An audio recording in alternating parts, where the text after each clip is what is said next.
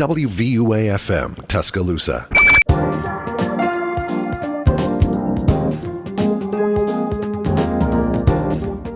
90.7 The Capstone. This is the morning show. Good morning, good morning. It's a Wednesday morning. It's a little dreary outside, but that's okay because we're going to be having some good stuff inside. And you know, we're just going to chill out today. I got my haircut yesterday. I think it looks all right. I may be wearing a hood anyway for this rainy weather, but that's okay. We're just going to hang out this morning and have some fun stuff. And who knows, maybe we'll explore some philosophical questions along the way. If you send us a message at any point during the show at WVUA FM on Instagram, and we'll just keep it going. Here is Joy again with Looking Out For You right here on 90.7 WVUA.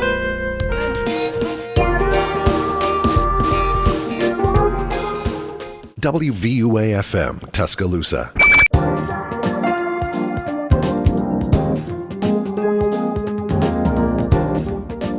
Group Love with Ways to Go right here on 90.7 The Capstone. My name is Noah. This is the morning show, and today I think we're going to be looking at something that will be of interest to you. We're going to be looking at some of these questions that, because Christian's out today, he's got some other stuff going on, but that's all right. So I'm going to be solo looking at, I'm going to go on a solo exploration, looking at some of these questions that cross my mind of like, is this something this is something that I'd like an answer to? And so one of the first questions I was thinking about is it bad to keep multiple tabs open on your computer? So this is one of these like sort of like folk tales or whatever that I have heard that like it is bad for your computer to do this. I have always been a multiple tabs open, multiple windows open type person, and I can't help but wonder as I was doing the search for this question, you know, maybe there's something to that. In every initial search, it seems to be that having too many tabs open takes up system resources. And your computer has to process faster, and it can lead to slower performance and decreased battery life. I'm currently sitting at 31%. I'll let you know by the end of the segment what I'm at. And I'll just keep opening tabs while I'm talking. But whenever I say I have a lot of tabs, like no joke, I usually have like, I don't know, 20 tabs per window and maybe like 4 windows open. It's not good. And then I'll have the Notes app open, I'll have music open, I'll have Spotify open.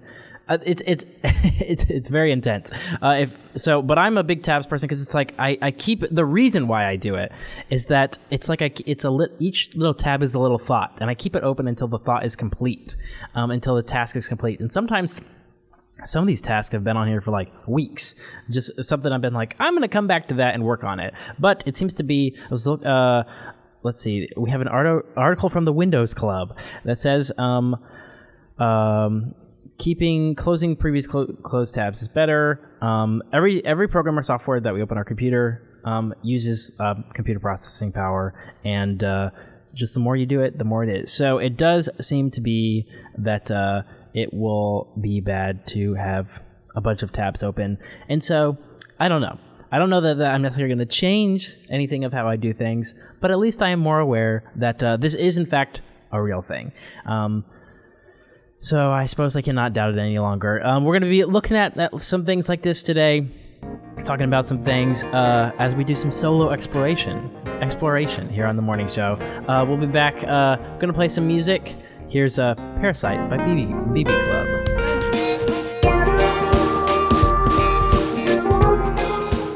WVUA FM, Tuscaloosa.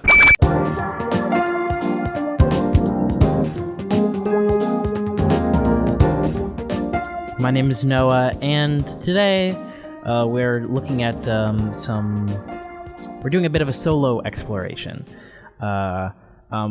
Well, last break, we looked at whether having a bunch of tabs open runs your computer's battery down. I am the type that has a bunch of tabs open. I closed a few of them, but I went from 31% about 10 minutes ago down to 26%. So if that's not science, I don't know what that is. The solo exploration for this break is, I was thinking about the moon. The moon is very confusing to me, and obviously this is not going to be some sort of like, did they fake the moon landing? Because obviously they did. No, I'm just kidding. But am I? No. Today what we're looking at for the moon is what phase it's in, because this is some like crazy stuff that, so there's this moon phase calculator, so you can just tell by using the internet and everything, but I want to know by looking at the moon what phase it's in. So the big thing you have to know is because there's like full, new, crescent, gibbous, waning and waxing, and I'm like, what is all this stuff? What is going on here? It looks like the most important thing to remember is that if the shadow of the moon is on the right side, it's waning. It means it's like it was full, and the shadow's on the right. It means it's getting darker. And whenever it's completely dark, that means it's a new moon, which is weird for me to think about. Like, because I would think that like whenever all of it's there, it's like it's the new moon, but apparently not.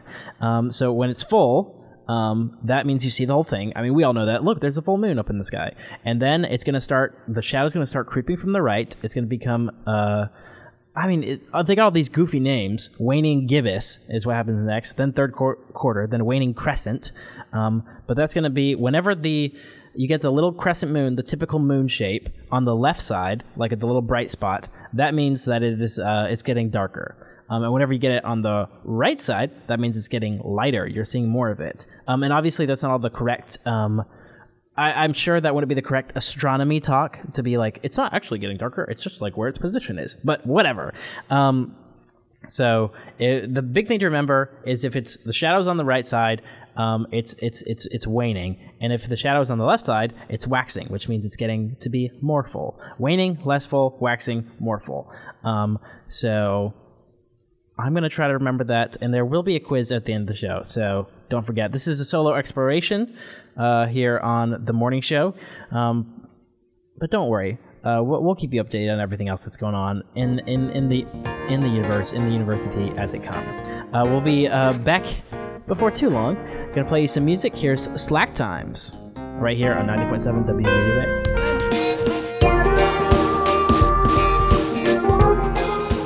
WVUA FM, Tuscaloosa.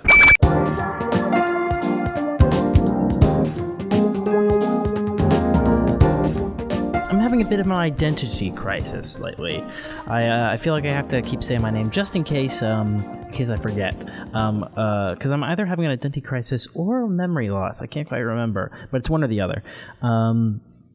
Anyway, usually here to help me remember is my co-host Christian, but Christian's out today. He'll be back next week, and then that'll be just fine and dandy. But it does make me a little sad that on this Weezer Wednesday, Christian's not here to celebrate it with me, but he is celebrating it from afar, I am sure. But in honor of this Weezer Wednesday, with Christian out of the studio, I was like, let me play a bit of a more perhaps melancholy Weezer song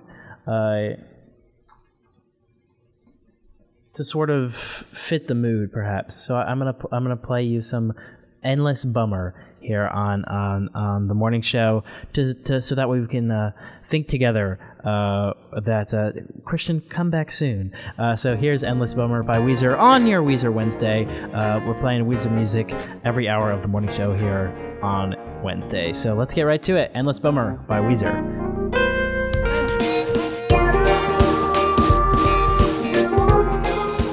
WVUA FM, Tuscaloosa.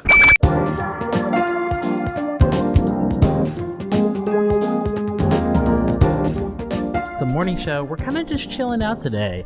I've been doing a little bit of a solo exploration, as I'm just the only one on mic here in the studio. And our next solo exploration is into kind of a typical segment, but we got some new music here. This is so we got picked out by Alice and the music team, "Prettier Than You." By the artist Rose Gray. It's a little groovy dance pop song, and let me tell you a little bit about as let me tell you a little bit about this this artist, Rose Gray, and learn a little bit about who they are. The album that this is from is interesting. The album that this is from is Higher Than the Sun, which just is a new album. Because we're playing you a new EP, and Rose Gray is got some good stuff going on. He likes to make this type of music. She's got a lot of good stuff going on. It says an intoxicating blend of house, pop, and dance that feels entirely unique and totally irresistible. So let's check out a little bit. Here's Rose Gray with Prettier Than You.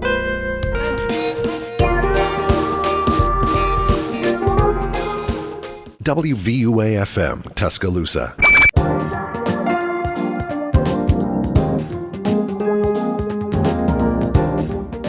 Today we're doing a solo exploration into some of these topics that crossed my mind. I was thinking this morning about the oldest person in the world, and so I was looking at this Wikipedia page. I know Wikipedia, but you know, it gives us a somewhat accurate picture of things. And so I was looking at this picture of the oldest people. The oldest verified person is Maria Morera, who is 150. Maria Brenes of Spain. She's 115 years, almost 116 years old. And so it says 348 days. So time that out. I don't know when her birthday is. Yeah. So she's pretty old. But I was thinking like who? And there's this whole list of people of like the 100 oldest women, 100 oldest men. I'm like, who's counting this? And apparently it is the Gerontology Research Group. It's based out of L.A. and it's a organization of researchers in various fields of gerontology, which is the study of like aging and things. I also learned that someone who is at least 110 years old is a super centenarian. I'm just doing learning all the words today. But the Gerontology Research Group was founded in 1990, and then they just look at old people. So I don't know. I feel like this would have been something much better. Like I don't know if I could trust them. That's what crossed my mind is how do I know that they're like how do we know? Because obviously they're saying that this is true, but I don't know. And so I think there might be corruption going on here, and I think this is something that you need to do some solo exploration on your own for. But I'm going to keep my eye on this GRG. Me and the GRG, we got beef, don't you know? They got all these oldest people. What about the youngest person? Or what about the most average, like middle-aged person? I don't know. I think it's a little strange of what they're doing, and I just don't trust them. Let me know if you have any thoughts at WVUA FM on Instagram as we continue to do this solo exploration. I don't really know where we're going today, but I like what's going on. Black Keys is up next with Wild Child.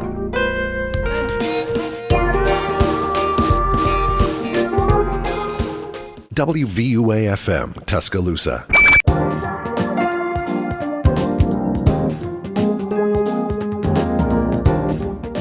This is 90.7 WVUA, The Morning Show, doing a solo exploration, as I'm solo here in the studio.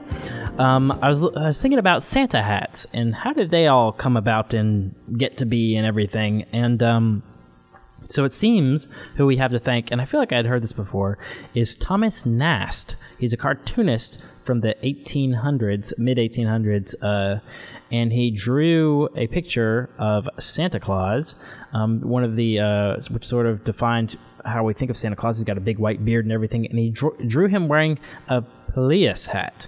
I think I'm saying that right, which a Peleus hat is just pretty much a piece of cloth. It's kind of like a beanie a little bit, but it's kind of pointed at the top a little bit, and so it's in this original picture. It looks like it's brimless. It's kind of like a little elf hat too. Well, I guess like that's where it comes from. Like, well, it looks like an elf hat, which I guess the elf hats are little Peleus hats. Well, because it's like Santa, because they are like Santa. But anyway, so Thomas Nast drew him wearing that little hat, and then Coca-Cola made it like, because this was in not color, and then Coca-Cola said it should be red, and so because they wanted to make it align with their branding, so then you get the red Santa hat from Thomas Nast and Coca-Cola, and then it just continues on to be that way. And so that is the origin of the red Santa hat. You get the hat from Thomas Nast, and you get the red from Coca-Cola, and I get my drinks from Coca-Cola, but no, I drink Pepsi.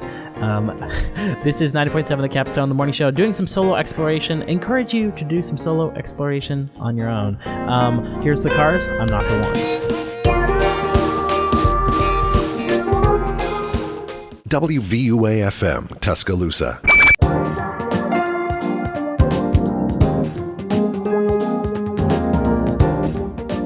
In relation to the Super Bowl ads and everything that they have going on, I was like, I'm sure I'm not the first person to say this, but it is kind of dystopian a little bit, just like all the articles and things of people being like, rewatch all the best ads from the Super Bowl. Here's our rankings of the ads from the Super Bowl. It's like, gee whiz, at the end of the day, these are ads, my guy.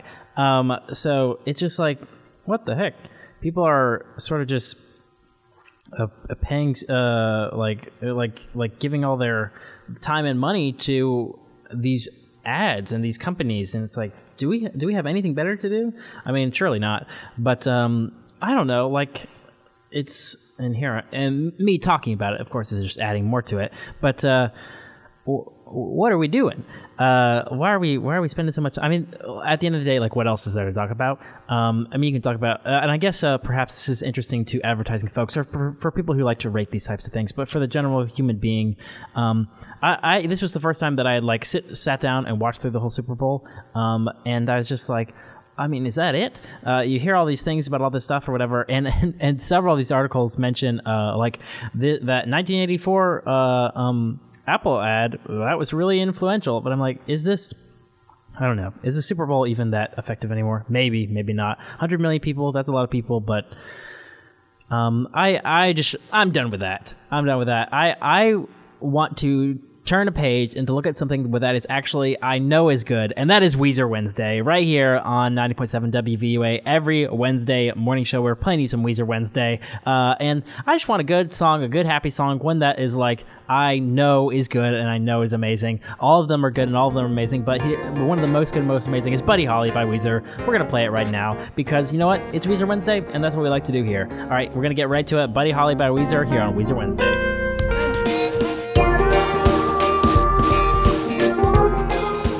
WVUA FM, Tuscaloosa.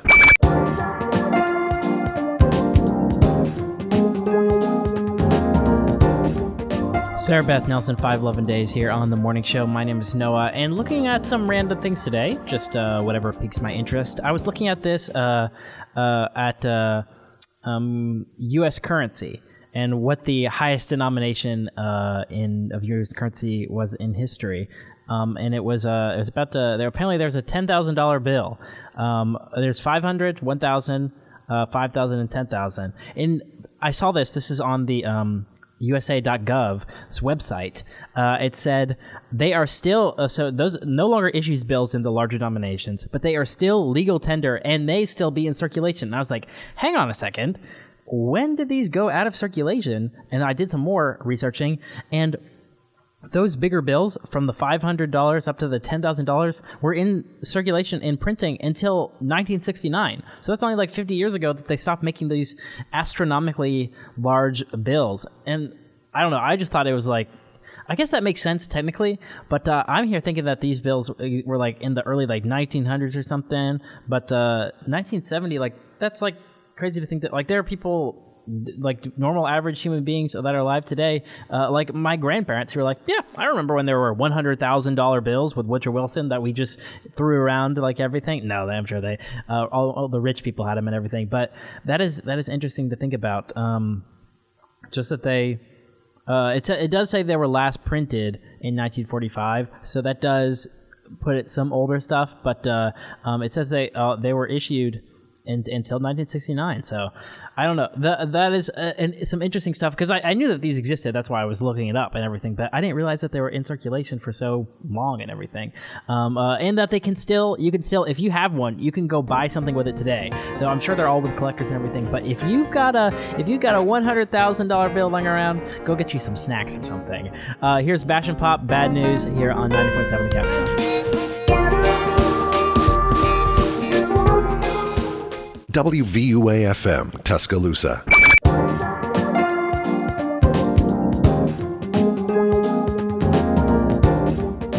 .7 WVUA. My name is Noah, and this has been the morning show. Been solo and been doing some solo exploration, but now it's almost time to sort of wrap up here. It's almost 10 o'clock. Morning's going to keep on going, but you know, the show will be back next week. 8 to 10 a.m. here on 90.7 WVUA. Christian's going to be back, and we're going to be having some fun. And yeah, so I'm gonna put up on Instagram some of our explorations from the day at WVUA FM. So go check that out. Go check out everything that stay up to date and everything that's going on by following us on Instagram. But I'm gonna leave you with some more new music. This is Civic, Trick of the Light. Little post-punky indie rock song. So the shout out to Alice and the music team for playing us, getting us some new music every week. WVUA FM, Tuscaloosa.